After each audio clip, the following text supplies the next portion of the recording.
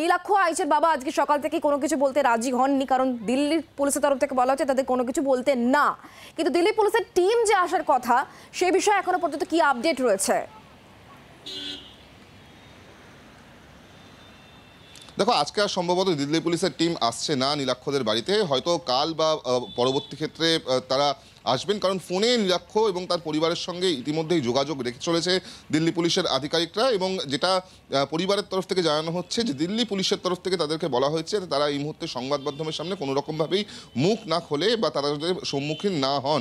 এক্ষেত্রে দাঁড়িয়ে তোমাকে জানিয়ে রাখবো, যেটা আমরা জানতে পারছি যে মূলত ললিত ঝা যেহেতু তিনি কলকাতায় বহুদিন ছিলেন এবং সম্প্রতিও তিনি সেখানে ছিলেন, কলকাতার একাধিক ব্যক্তি, এই যে ছেলেটি যে ছাত্র নীলাক্ষ আইচ, তাকেও কিন্তু যখন এই ঘটনা ঘটানো হচ্ছিল অর্থাৎ পার্লামেন্টে হামলা চালানো হচ্ছিল সেই সময় নীলাক্ষকে একটি ভিডিও মেসেজ পাঠিয়েছিল ললিত ঝা এবং বলা হয়েছিল নীলাক্ষকে যাতে সে সেই মেসেজটিকে ভিডিও মেসেজটিকে সার্কুলেট করে দেয়। এবং সেখানেই কিন্তু তদন্তকারীরা মূলত জানতে চাইবেন এই নীলাক্ষর কাছ থেকে, তাকে জিজ্ঞাসাবাদ করে পরবর্তী ক্ষেত্রে যে কিভাবে এই ললিত ঝায়ের সঙ্গে তার আলাপ হয়েছে, কিভাবেই বা তাদের মধ্যে যোগসূত্র গড়ে উঠেছে, কেনই বা ললিত ঝা নির্দিষ্ট ওই সময় যখন এই পার্লামেন্টে হামলা চলছে সেই সময় তাকে এই ভিডিও মেসেজটি পাঠালেন, কেনই বা তাকে সার্কুলেট করতে বললেন। এবং শুধুমাত্র এই যে ছাত্র নীলাক্ষ আইচ তাকেই কি এই মেসেজ পাঠানো হয়েছে নাকি এই রাজ্যে বা এই শহরের আরও অনেককেই এই মেসেজ পাঠানো হয়েছে সে বিষয়ে কিন্তু ললিত ঝাকেও জিজ্ঞাসাবাদ করে জানার চেষ্টা করবেন তদন্তকারী আধিকারিকরা। তবে আপাততভাবে এই যে কানেকশন যেখানে বলা হচ্ছে যে তাকে ভিডিও মেসেজ করা হয়েছিল, সেই ভিডিও মেসেজের ক্ষেত্রে তার মোবাইল ফোনটিও কিন্তু পরবর্তী ক্ষেত্রে খতিয়ে দেখা হবে। কিন্তু আপাততভাবে দিল্লি পুলিশের তরফ থেকে এই তথ্য জানার পরই তারা কিন্তু যোগাযোগ করেছিলেন পরিবারের সদস্যদের সঙ্গে, নীলাক্ষর সঙ্গে তারা কথা বলেছেন ওভার ফোন এবং তাদেরকে বলা হয়েছে যে পরবর্তী ক্ষেত্রে মূলত পুলিশের যে দল, দিল্লি পুলিশের দল, তারা কিন্তু এসে নীলাক্ষকে জিজ্ঞাসাবাদ করবে এবং তার স্টেটমেন্ট রেকর্ড করা হবে, তার মোবাইল ফোনটিও খতিয়ে দেখা হবে, এমনটাই আমরা পুলিশ সূত্রে জানতে পারছি।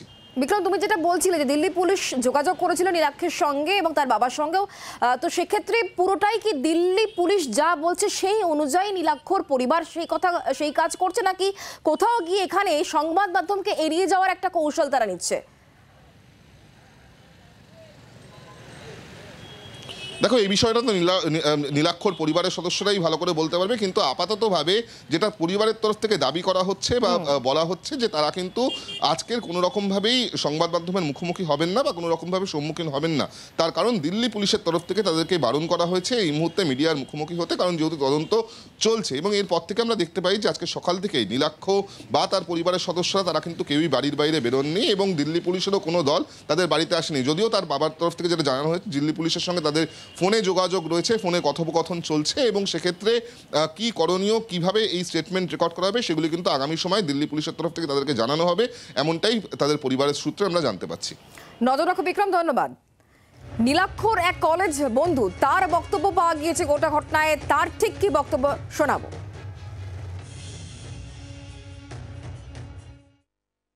বর্তমানে ইংলিশ ডিপার্টমেন্টের 3rd সেমিস্টারের ছাত্র। ওর সাথে আমার বেশি দূর সম্পর্ক ছিল না, দু একদিন কথাবার্তা হয়েছিল। জানতে পেরেছিলাম যে ও একটা সংগঠন চালায়, এনজিও চালায়, যে সাম্যবাদী সুভাষ বলে। এটাও জেনেছিলাম যে কলেজের একজন টিচার ওর একটা দুঃসম্পর্কের কাকাও হয়, এগুলো জেনেছিলাম। কিন্তু ওর ব্যবহার, আমি দু তিন দিন আমার সাথে কথা হয়েছিল, ওর ব্যবহার আমি ভদ্র নম্র, সমস্ত কিছু ভদ্র নম্রই ছিল। তারপরে আর কিছু ওর সাথে আমার আর কোনো কন্ট্যাক্ট ছিল না। কোন ইয়ারে পড়াশোনা করছে? ও 3rd সেম, বর্তমানে 2nd ইয়ার, ইংলিশ ডিপার্টমেন্ট।